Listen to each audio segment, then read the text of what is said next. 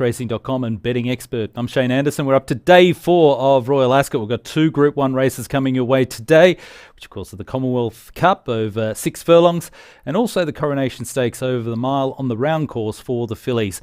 We had brilliant racing yesterday. It wasn't too ideal for us across the board, bar one person, Vincent Finegan, as I welcome in the team though. Stephen Harris, Ed Quigley and Vincent Finegan join me now. Guys, well, I'll start with you, Stephen. Yesterday, the Gold Cup, Subjectivist has come out on top with a dominant performance and Stradivarius well beaten. Big talking point was the ride by Frankie Dettori. What did you make of it all? Yeah, it was definitely a very negative ride on a horse we know stays so well, Shane. He was a long way behind. He lost a few lengths and quite a lot of momentum at the wrong time. Personally, I don't think he'd have got near the winner, who was given a brilliant ride by Joe Fanning. He is a brilliant rider from the front, perhaps not physically the strongest, but tactically extremely astute yesterday and seen to maximum effect. So Dettori got a lot of flack, which probably took the heat off James Doyle. Noon Star, the filly who we were all on, I think, on the pod, on the jump to it yesterday. I thought that got an absolutely atrocious ride. I mean, she was parked about 10 wide, rapid headway right out into the car park and then flattened out. I thought she ran really well in the circumstances, but again, we touched on things that don't get discussed, and I thought that was a really poor ride. James Doyle was on her for the first time. I think that might be for the last time, to be honest. It was quite staggering, actually, watching quite a few of the races yesterday. As I welcome you in, Ed. Of course, you're now putting on your football jersey to try and bring some luck to your scorecard, but we'll talk about that a little bit more later. But some of those races yesterday were just quite remarkable to watch. It was a rough house affair in quite a few of them, where it's almost like the jockeys throw caution to the wind to try and get a result. Oh, absolutely, Shane. I mean, we need an old separate show for another day, don't we, really? It's a shame we end up talking about this all the time. But Kevin Blake on ITV Racing over here actually absolutely referenced it. He said, look, year after year, the jockeys know they're not going to get penalised enough. Jim Crowley, I think, got a 6-day ban. There's a 3-day ban gone around. You know you can carve someone up as the rules of British racing stand at the moment. You can keep the race. You go and have a 5-day break in the Maldives as a result of it. As we say, we always talk about it. In any other racing jurisdiction, if some of these things happen, which we're seeing, you'd have been thrown out and given a month's holiday. So it's a shame we're talking about that. As for the racing, it was still really exciting action. From a personal punting point of view, absolute disaster. Hence why all my lucky shirts that have been set alight, I'll put this one on for today for hope for a bit of inspiration. But if England obviously get turned over, Royal Ascot's a disaster again today, then we're back to the drawing board, aren't we? But the key point we should talk about very quickly here today, Shane, is the ground. That is the most noticeable difference. They've had 15.5 millimetres of rain, actually 19 millimetres, I've just refreshed it now, since close of play last night. Ground officially soft, and it's still raining. Could be proper heavy ground by the time racing starts, it has to be said. So something to bear in mind. There's going to be a whole host of non-runners, and the complexion of these races will be changing minute by minute. Yeah, we'll come back and talk more about the ground conditions in a bit more detail shortly. Vincent, welcome to you, and well done yesterday. You landed us a 25-1 winner, so you certainly helped the team stay ahead of the game. But I think Ed makes a really important point there. We're going to have vastly different conditions today compared to what we've had for the first couple of days. From an Irish perspective, I know you keep a real close eye on a lot of the Irish train runners. Do you think that'll be advantageous, or could it just be that they're all going to have to try and find a strip of turf? It doesn't matter where they're from to take advantage. I'd say you're probably right, but realistically, it came 24 hours too late for Princess Zoe. It's hard to believe that horse gets beaten 5 lengths and is still the headline act over here. Everyone's talking about her, loves her. Would have been some story for the connections if she'd have won yesterday in the Gold Cup. But realistically, the Irish horses should overall handle the ground. They tend to run in heavy ground a lot more in Ireland than they would necessarily in the UK. But having said that, they're all flat bred. They're bred for quicker surfaces, so it'll be interesting to see how it pans out. The one thing that will probably change is this draw bias, which should disappear now. It'll be more about the mudlarks rather than the draw. Important, I think, comments that you made there. It will actually probably be a greater stamina test today in a few of these races, particularly the shorter races that you don't normally attribute stamina with. All right, let's have a look at the scorecard from yesterday. Overall, our results and how the team is faring out. And across the board, Stephen, you've just fallen behind marginally now, just 2.35 units below profit. Ed, it was a bit of a strip out for you yesterday, but I've got great faith that you'll bounce back today, and I think we're both pretty keen on a horse at a decent price. Vincent, standout performance yesterday. The great Irishman's dashed away with a significant lead, while the Australian's still battling on strongly there. I'm still just in profit, but I really want to turn things around as we head in today. All right, let's have a look at day 4 here at Royal Ascot with our preview.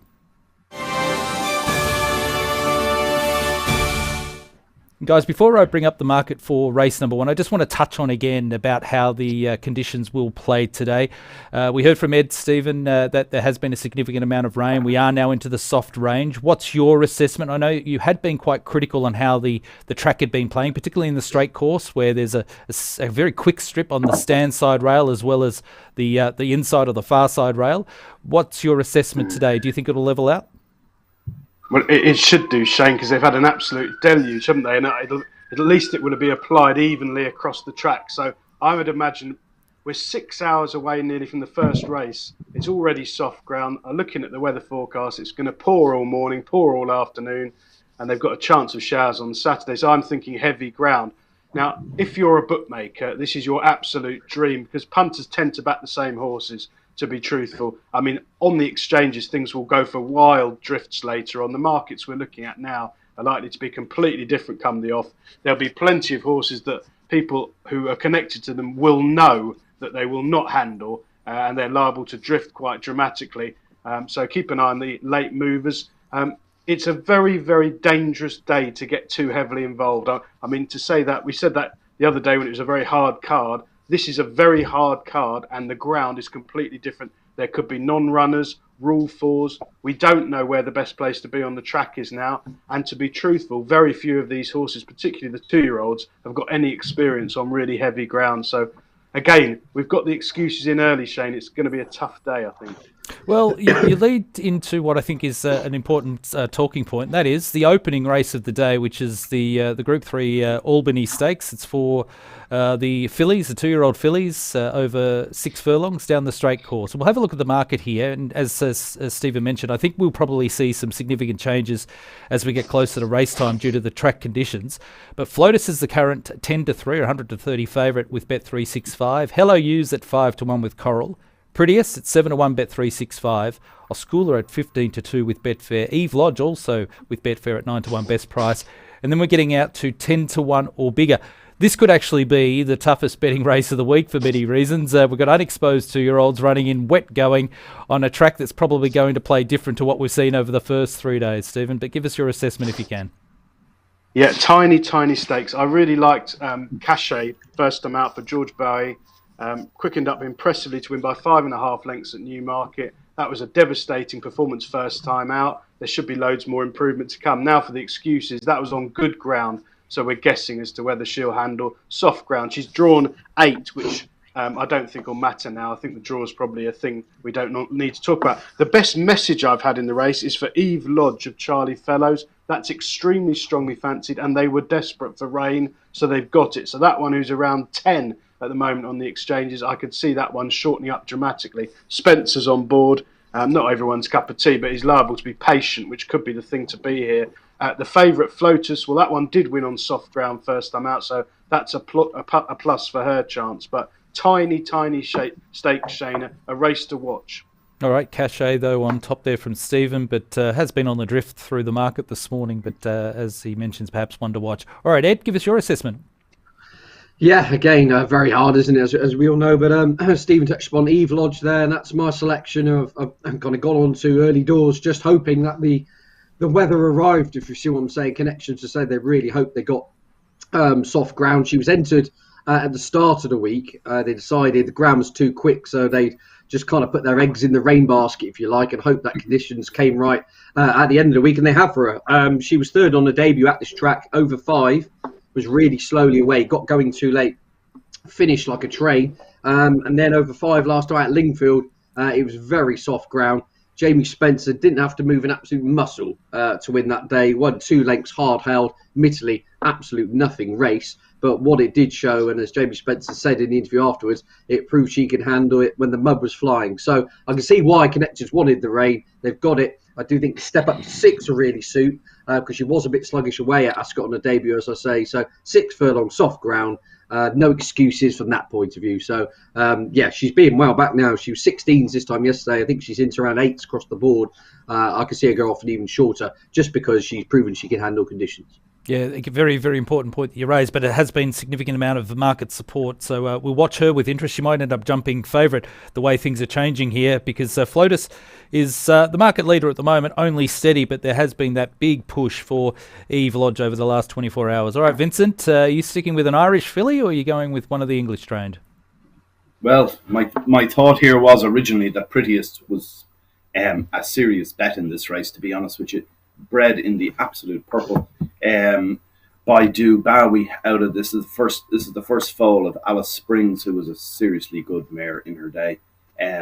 The only question is she won over 6 furlongs in Navan, just under 6 furlongs. Very stiff track and won in yielding to soft in places was the official description on the day. So you'd be inclined to think, oh, this is one that'll handle the ground, but I'm not so sure. Alice Springs, all of the best forms and good to firm. Just not sure that they really truly want a very muddy run for this horse today. Having said that, I think she's very, very good. Shamie Heffernan rode her that day. He was very pleased afterwards, thought she has the real stamp of a good 2-year-old. He thinks she'll make a really good 3-year-old. So like we're talking probably longer term here, but if she gets through the ground, she definitely has a big chance. All right, Prettiest on top there from Vincent. I'm very much in the same camp. I thought her first up win was quite outstanding in the making of a filly going places, but I agree with Vincent. I think now with the way that the track is softening up, it is cause for concern. Probably a race to watch and learn from, but if you do want to have a wager for interest sakes, I'm happy to side with Prettiest. All right, let's have a look at the team selections for race 1, the Albany. Stephen with Cachet at 10-1 to win with Paddy Power. Ed's Eve Lodge, one of the best back runners of the day thus far, halving quote in the last 24 hours or so now, 9-1 each way with Betfair. Prettiest for both Vincent and myself, and hopefully it'll be a race that we can take some guidance out of the first race down the straight today for the way that the track will play for the remainder of the day. Race number 2, a real feature for the 3-year-old colts over 1.5 miles, and this is the King Edward VII Stakes. We've got Alan Quer on top as the market leader at the moment. Tom Marquand riding for William Haggis at 2-1. Ladbrokes is the best price. The Mediterranean at 9-2, along with Title at that quote, both with Bet365. Yaburs next pick at 8-1, best price with Paddy Power. Gear Up for Mark Johnson, who I think will run a big race. He should improve today, currently around 12-1. 14-1 or bigger, but there has been a significant push for a horse called Bellocchio. Has been one of the best back runners in the past 24 hours, and I think we'll talk more about him very shortly. But Stephen, give us your assessment for the King Edward VII. Well, Bellocchio is interesting on soft ground. David Manuzzi is an absolute genius. I really like him, and he has a terrific strike rate with his horses. A very interesting outside of that one. I thought here the starting point was the favourite, Alan Care, who I think is far too short. Now, soft ground won't be any concern at all for William Haggis's colt. He's only run 3 times, but he was 25-1 for his seasonal debut at Sandown. He absolutely got the run of the race under Marquand on a day when I thought it was very favourable to be up against that rail. That was on much faster ground than he's going to get today. He did win on soft ground last season, so I'm not worried about soft ground, but it's an extra 2 furlongs here. He was seen to maximum effect at Sandown. The runner-ups obviously come out and won the Derby, which is why he's 2-1 favourite, but I wouldn't take that too literally. They're all in a heap. Alan Care was under the cosh 2 furlongs out and just kept pulling against the far rail under a really inspired ride. 2-1 I think is a terrible price. Completely different race here, different trip, deeper ground, lots to prove. The one I like is the Mediterranean of Aidan O'Brien. I'm sure Vincent's going to be keen on this one. But he's progressive. He's shaped really well on heavy ground first time out in his career when unwanted in the betting. So I don't think deep ground's going to be any problem. He's improved dramatically for the step up to 1.4 miles. So he's got proven stamina, which is a big plus. I think he'll get a positive ride from Ryan Moore and keep galloping up the straight. 9-2. I think it's a very fair price against the vulnerable favourite. All right, the Mediterranean. Good selection there and good reasoning by Stephen. Ed, let's go through your assessment of the King Edward VII. Yeah, indeed. I mean, if you take the Alenquer form literally, beating the Derby, there's a cogent case to argue should be shorter than 2-1. Purely on face value, but whether you take that with a little bit of a pinch of salt, I don't know. Conditions totally different that day, and obviously different trip as well. A horse. I basically. How shall I say, being hypocritical now, Bellocchio is biggest price of 10-1 now across the board. At 25-1, I thought this horse made plenty of appeal. The price has totally gone. However, conditions have totally come in this horse's favour. David Minutier, a very shrewd trainer. This horse was unbeaten as a 2-year-old, 2 from 2 when beating Mohafeth. Nonetheless, of course, he wasn't bolted up in the Hampton Courts. A very smart 2-year-old form. Hasn't quite hit the heights so far this season. But David Minutier has always said, and he said in his interview for his last race, that you'll see the best of this horse when he goes over 1.5 miles and the ground really goes soft. Well, no excuses on that front here. Clearly on form and on figures, he needs to step up and improve on what he's seen, but he hasn't really had the chance to in conditions that, according to his trainer, he really wants. So, look, he was about 8 lengths behind Alenquer last time, back at Sandown on quick ground over 10 furlongs. This proper stamina test. He's a big old galloping sort, this proper stamina test over 1.5 miles. The price perspective of me here, Shane, is slightly reticent now at 9-1. The value has all gone for a horse who's been soundly beaten both starts this season. But nonetheless, I'm down. I'm down with him, and I just hope, with conditions to suit under Sylvester de Sousa, he can run a really big race. All right, Bellocchio there from Ed. Vincent, what are you doing? Well, I'm inclined to go with the favourite now, in fairness. Okay, it's probably flattered the run with beating the Derby winner the last time out, but it's soft ground form. It's a horse that should realistically, I know it was maybe, how would you say this, that the horse wasn't expected to do what it's done, but having said that, it keeps doing it. It's got some very good runs, and I'd expect in the soft ground it should reproduce the best of its form, which some of the others probably won't. I'd agree with Stephen, the Mediterranean, this ground is definitely going to be a help there. The only thing with that is that he's got form a couple of runs there with a horse called Ruling of Joseph O'Brien's. I don't think that's much good. And Ruling ran here earlier in the week, finished down the field. Now, admittedly, that was on firm ground. So we'll see what comes out of it. I wouldn't be going mad about Alenquer, but I do think it's a worthy favourite and should possibly win. All right, starting with the favourite there, Alenquer on top from Vincent. Well, I'm quite keen on 2 horses in this race. I'm very much in the camp of Ed. I think Bellocchio, particularly when markets opened up at around that 25-1 quote, was just a fantastic each-way option, particularly now that conditions are going in the direction that will surely suit. So he's probably as tight as you want him now, but I don't think the money will ease up, at least while the rain continues this morning. The other one I think will improve dramatically is Gear Up. A heavy track Group 1 winner as a 2-year-old. The fact that Mark Johnson is pressing on after what looked to be a pretty putrid run, to be honest, in the Derby. He's the type of horse that if he can be up on speed, rolling along in conditions that suit, at around that 10 to 12-1 mark, he's also worthy of a gamble. So I am putting Bellocchio on top, but I will be having something on Gear Up at the price. Let's have a look at the team selections for the King Edward VII, the Mediterranean on top from Stephen, 9-2 with Bet365. Bellocchio, the selection for both Ed and myself, but that price has halved in the last 24 hours and it'll probably end up being a little bit shorter, while Vincent siding with the favourite Alenquer. But it should be a fascinating contest, the King Edward VII. We move on now to race number 3 on the card. Fantastic contest being the Group 1 Commonwealth Cup, a relatively new race on the calendar. It's only been going for the best part of about a decade, I think, now. For the 3-year-olds over the straight 6 furlongs, Suaces is the favourite, 9-2 with Paddy Power. Campanelle, the American filly, 5-1, Bet365. Dragon's Symbol at 13-2. Jumbie at 9-1. Supremacy at 10-1. 12-1 or bigger for the remainder of the field. Again, Stephen, I think we've got a real test for us to try and work this race out now with the way that we've had the weather impact the track over the last 12 hours or so. Definitely, Shane. I think it's at least 5-1 the field. There's a few non-runners though. If you're a punter, I'd wait because there might be a few more as well. So tread carefully. Just to pass on, one very good judge has put up Lipizana, who's 66-1. Ryan Moore on, blinkers on for the first time. Heavy ground winner last season, so that could count for something. If you want to have a bit of an earner, I'd probably take that price now perhaps, and you will be able to lay a lot less later on, I would imagine. The one I selected for Betting Expert was Campanelle of Wesley Ward. Now, Wesley Ward has had a few near misses. They haven't quite been getting home, have they? They've sort of shown all their usual speed, but perhaps not been ridden with the usual flamboyance from the front. They've tended to be weighted with, rather than in the old days with Wesley Ward. They used to be 5 lengths clear, and they sort of destroyed the field by halfway. They're all very fast horses. This Campanelle, I think, has got the form choice in the race. She won the Queen Mary last year in quite some style, and has since won on soft ground at Deauville, which should count for plenty. I think Wesley Ward has aimed her at this race since she had one run before Christmas in America, over a mile, and didn't stay. So back to 6 furlongs here. Soft ground should be no issue. I'm sure she's going to give her running and go very close. Perhaps his best chance of the week now. All right, Campanelle on top there from Stephen. Just recapping, there have been 3 scratchings from the race as my screen updates. Diligent Harry, St. Lawrence and Supremacy, who was one of the market leaders, is now out. All right, Ed, give us your assessment for the Commonwealth Cup.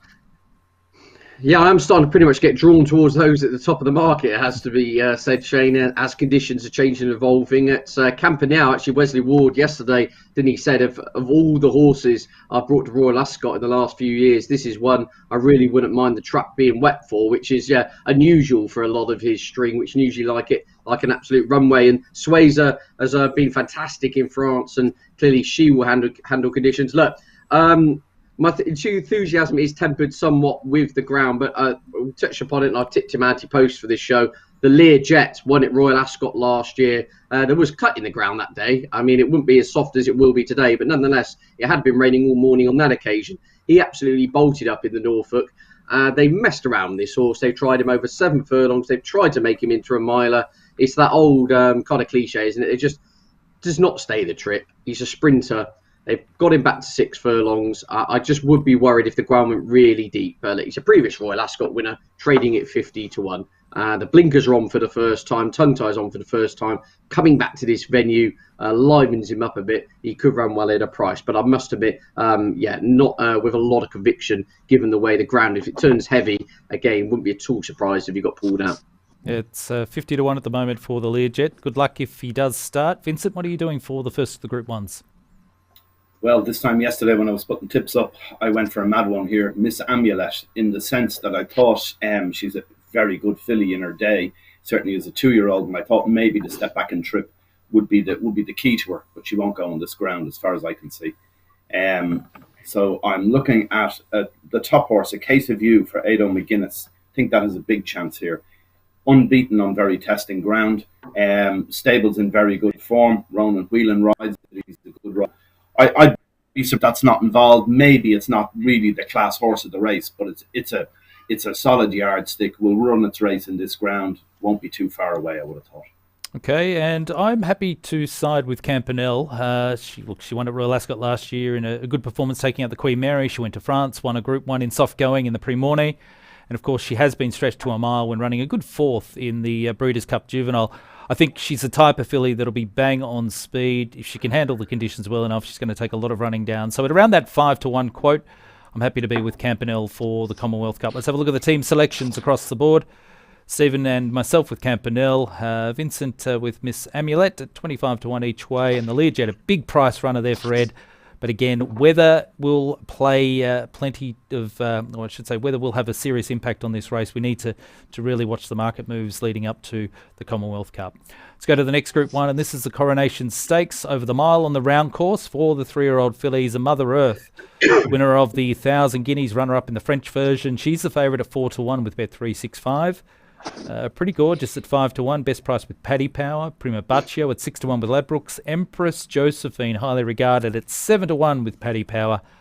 November at 9-1, also with Paddy Power. 11-1 or bigger now for the remainder of the field. All right, Stephen, which direction are you headed to focus on as a filly to beat for the Coronation Stakes? Yeah, I thought Mother Earth sets the standard, Shane, and soft ground will not be any problem. I think she'll get a positive ride from Ryan Moore.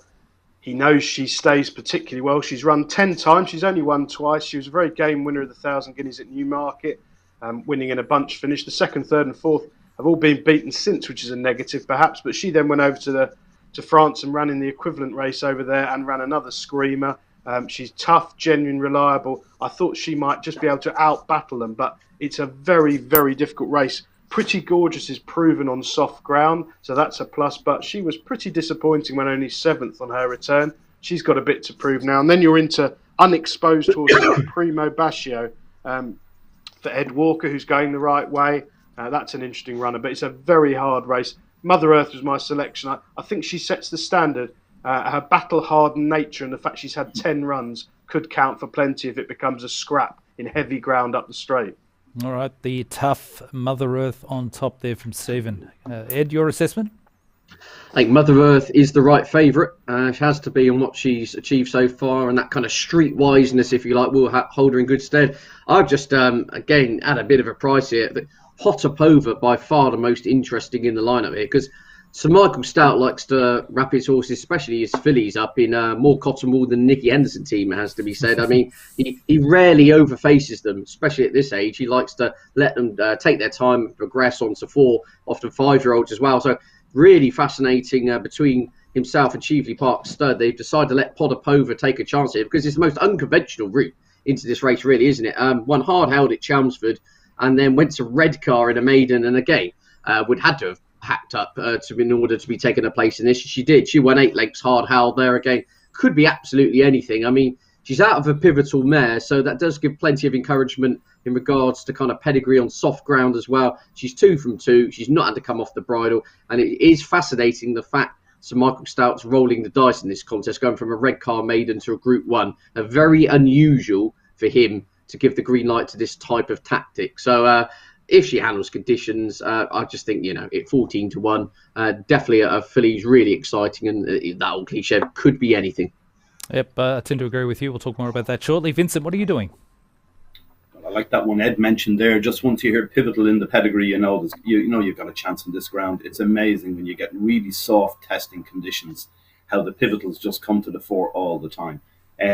So I wouldn't rule that out. Realistically here, Mother Earth is solid in every way. Very hard to see Mother Earth out of the first 3.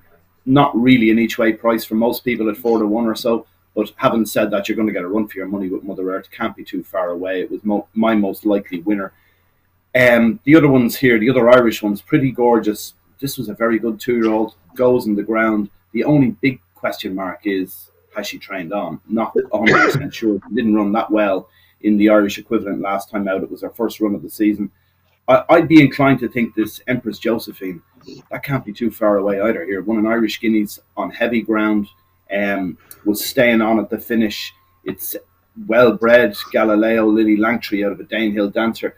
Like, you've got soft ground in that pedigree as well. I'd be expecting Empress Josephine, having done it the last day, to be thereabouts again. It could easily be an Aidan O'Brien 1-2 here. All right, good push for Aidan's fillies, but Empress Josephine perhaps one to keep an eye on. She's currently around 7-1. I'm with Ed here. I think Potapova just could be the one to emerge out of the ruck in what has been, I think, across the board, a pretty evenly matched 3-year-old division. I know we had that ridiculous situation with a 16-length winner of the Oaks at Epsom, but every other 3-year-old feature race, they've all been fairly bunched together, and some of the results have swapped and changed each time they've met. So for that reason, I think the fresh talent in the race might be the one who could come out on top here. Ed made a really strong case for Sir Michael Stout's strategies. I just think at that price, currently at around 14-1 best price, I think Potapova just might be an interesting each-way gamble for the Coronation Stakes. Let's have a look at the team selections across the board. So Stephen with Mother Earth, Potapova and for Ed and myself, Vincent also with Mother Earth, but making a strong case for Empress Josephine. So it's going to be a really good contest, as it is each and every year, the Group 1 Coronation Stakes for the fillies. All right, next race on the card is race number 5, and this is the Sandringham Stakes. Now have a look at this, wide open affair. 11-1 the field. Friendly and Castena, equal favourites with Paddy Power. Create Belief at 12-1. Glasgow Gal also at 12-1. Samud at 14-1. 16-1 or bigger for the remainder of the field. So we're down the straight course here once again over the mile, Stephen, and the market suggests it's hard. I think it's going to be arguably one of the toughest races of the week. Yeah, 30 runner, 3-year-old fillies handicap, not on heavy ground, not easy, Shane, obviously. The one I like for this is Beheld of Roger Charlton. Now, she's run 3 times. Encouragingly, She won on her debut, which wouldn't be the normal modus operandi for Charlton. Green as grass at Newbury, got up right on the post on soft ground. So we know that that's all right. She's quite a free-going filly, and she got turned over last time at Kempton on the all-weather when a heavily backed odds-on favourite. And I think you're getting a better price and a more lenient handicap mark as a result of that. Now, he's put the hood on her. Hopefully that'll help her settle. She is up to a mile on testing ground, so she'll need to settle. But David Egan's pretty good. She's got a draw in the middle, so hopefully he'll be able to get plenty of cover if they come up the stand side, which I would imagine. I think she's overpriced around 20 to 1 on the exchanges.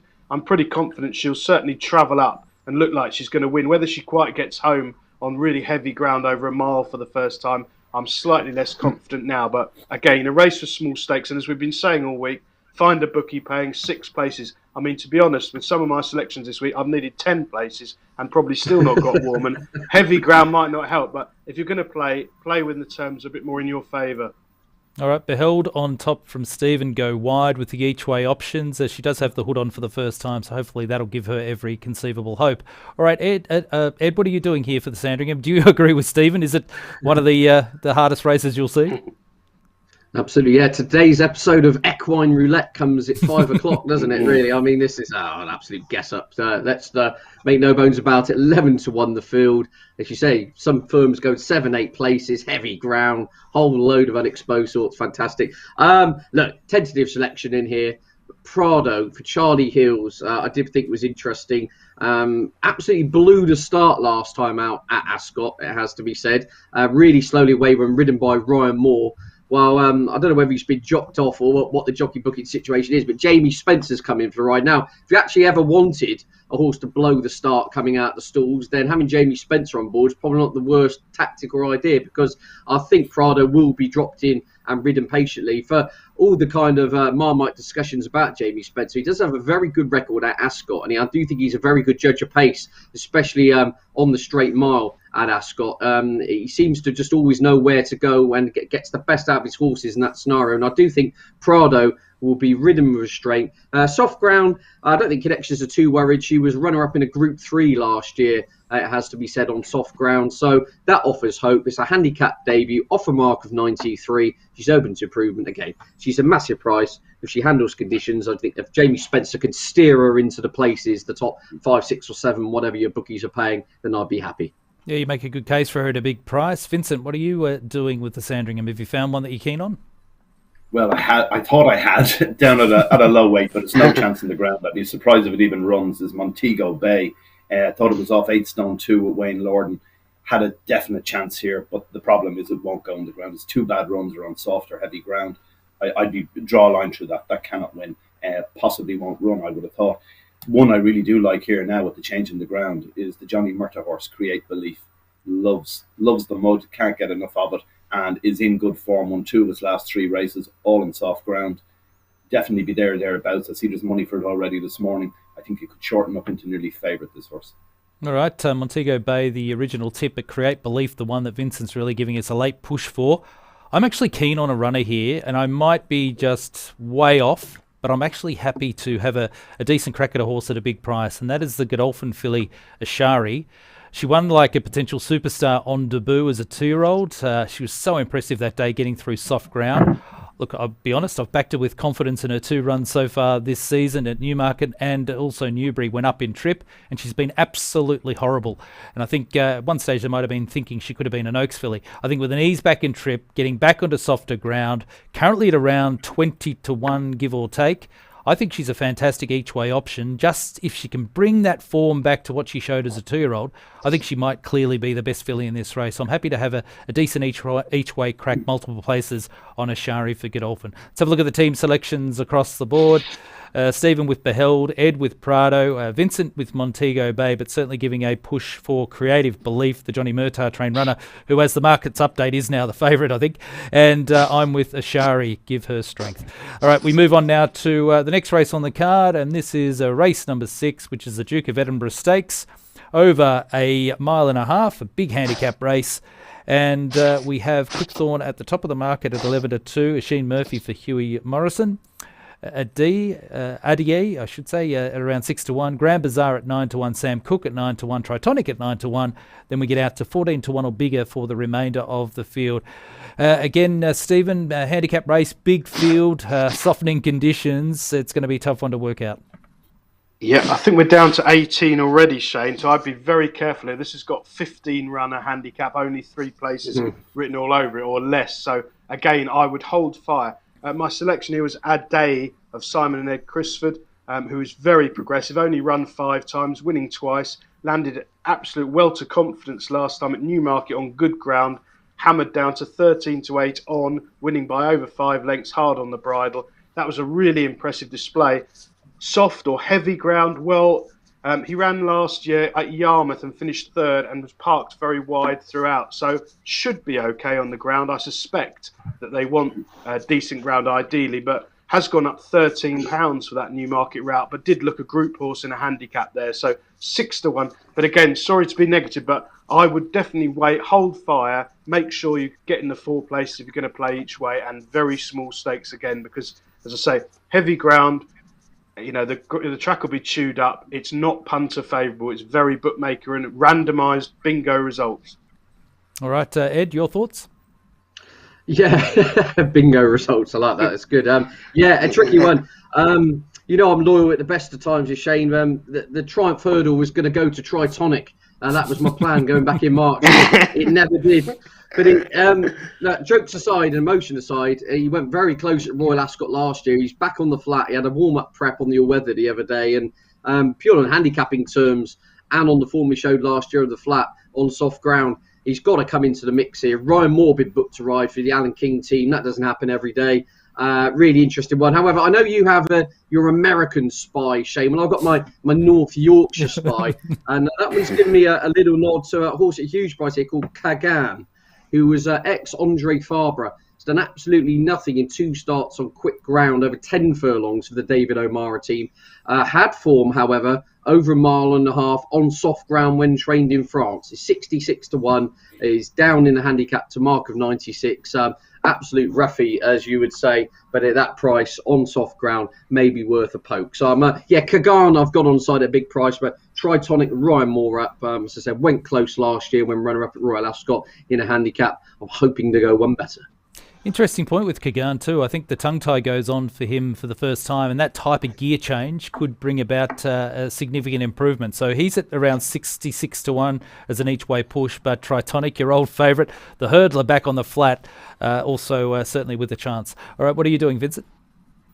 Well, one thing I'd like to say is just around this with the ground and that, and you've got people studying form this morning, trying to find horses with soft or heavy ground form, just on irishracing.com. It's only available on desktop, but we've got a filter there where you can filter by distance, by ground, by race type, whatever. So you can literally go, and if you take, normally you'll be able to, when you use the filter, you'll see all lifetime runs for every horse on the page. And all you need to do is take away the ground and then just stick in heavy or soft or whatever, and you'll just see the runs on those conditions.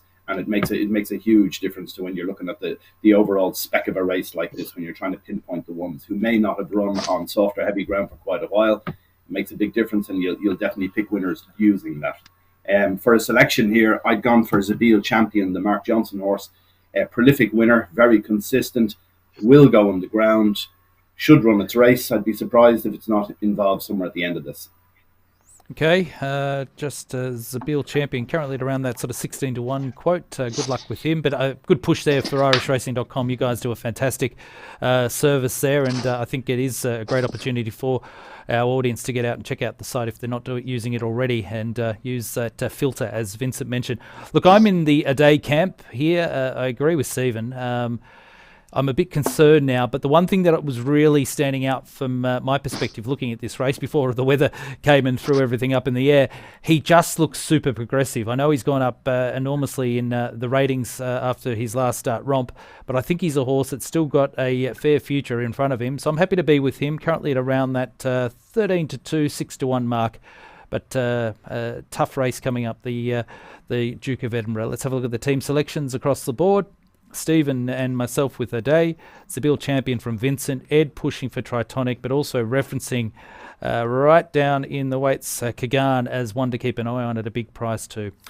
We move on to the final event of the day at Royal Ascot for day 4, and this is the Palace of Holyroodhouse Stakes, and we have Boomshalar at the 6-1 market leader with Ladbrokes, Equality at 13-2, best price with 888, Warrior Brave at 7-1, Mo Salita at 9-1, as is significantly 14-1 or bigger for the remainder of the field. We've got a 5 furlong dash to try and get out on, Stephen, if we're struggling coming to the last. Any confidence?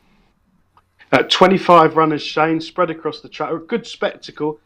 One senses it could be bookmaker friendly. I do like Boom Shalar here of Roger Varian. Now, this one started off over 7 furlongs, first time out when in need of the run, but has improved since for a drop back to 6. If you watch back the win at Windsor last time, fluffed the start, having been hammered down to even money favourite, and did really well to get up late. Now back another furlong in trip. Well, I quite like that. They're going to go an absolutely mad gallop here. This one will be out the back and hopefully will cut them down late. Heavy ground is going to be a complete unknown, have to be honest there. So I think it's probably more of a win-only bet. If it handles the ground, it'll definitely go very, very close. Boomshalar from Stephen. Ed, give us your assessment. Yeah, I'm pretty much on the verge of sitting this one out here, Shane, to be honest with you.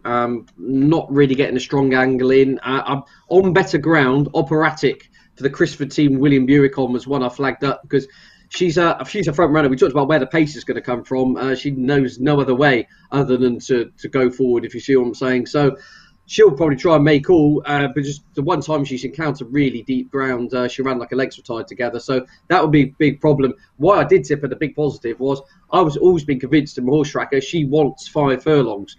She often leads over 6. She tied over 6 and fell in a bit of a hole in the closing stages last time out. I did think coming back to the 5 furlongs and drop down the weights, there were big ticks in the boxes, but the ground would be a worry. And again, probably be patient with that one because it wouldn't be the biggest shock in the world if she was pulled out if conditions continue to deteriorate. All right, good advice there. What about you, Vincent? Well, there's no Irish trained runners in this concluding race, but we've got quite a number of Irish born trainers. So I thought one of them had a chance here. Declan Carroll, he's been doing quite well on the UK circuit the last couple of years. And he's got a horse here. It's number 3 in the handicap. Still a maiden, which is amazing to be that high in the handicap. But this has a definite chance. It's called First Company. It's by Fast Company. Those fast companies can't get it soft enough, realistically. Most of them will go on very soft ground. So I'd expect a big run from that. One horse here that, when you look at ground, comes out as a clear pick on our filter system is Mo Kalita, the Adrian Nichols horse. Oisin Murphy rides that. I see there's money for it already. Looks like that will probably head off favourite. That's a definite one for the ground as well. All right, thank you. And from my perspective, I thought Warrior Brave, blinkers on first time. I was hoping for better ground. When with better ground, I thought Warrior Brave was going to be pretty hard to beat here. Only previous go in soft going was, I think it's start number 3 when trained in Ireland, and Warrior Brave was flatly disappointing on that occasion. So I don't have a great deal of confidence, but blinkers first time on a sprinter can often really spark them up. So I'm hoping going straight down the centre of the course, Warrior Brave just might have a bit of toe and hold them all at bay. But the price is a little short for mine at the moment at around that 7-1 quote. Let's have a look at the team selections across the board for the final event. Boomshalar from Stephen, Operatic from Ed, First Company at a big price from Vincent, and I'm with Warrior Brave. All right, that's our assessment day 4. Stephen, give us your nap of the day. My nap is in the 305, the King Edward VII. I really like the Mediterranean. I think the favourite's a very bad price here. The Mediterranean should handle heavy ground fine, stays really well. Positive ride from Ryan Moore. You're getting 9-2, 5-1. I think it's a more than fair price. All right, good luck to you. What about you, Ed? I'm struggling here, but I'm going to take Stephen on with Bellocchio in the 305, up into 1.5 miles. Heavy ground's going to really suit. And I also think Eve Lodge in the opener, just purely on condition. So I'm getting my eggs in the basket early, really. If the first 2 races aren't providing any kind of results, then we're in trouble. Good luck to you, and good luck with the football tonight. And what about you, Vincent? Well, I'm going to go away from one of my original selections, that Montego Bay, which hopefully won't run. And I think Create Belief each way. Can't be far away for Johnny Merton, the Sandringham. The other thing I would say is I'd expect an Irish winner of the Coronation Stakes. Probably Mother Earth will be there or thereabouts, but the other Irish should run well too. All right, good luck to you giving a push for Create Belief. I'm quite keen on, I'm agreeing with Ed. I think Bellocchio, but I'm also suggesting back 2 runners in that race, Gear Up and Bellocchio. You're getting around that 10-1 to 12-1 mark for both. I think they're going to give you a great sight in the King Edward VII. All right, that's our assessment of day 4 at Royal Ascot. We hope you've enjoyed today's preview. It's all thanks to irishracing.com.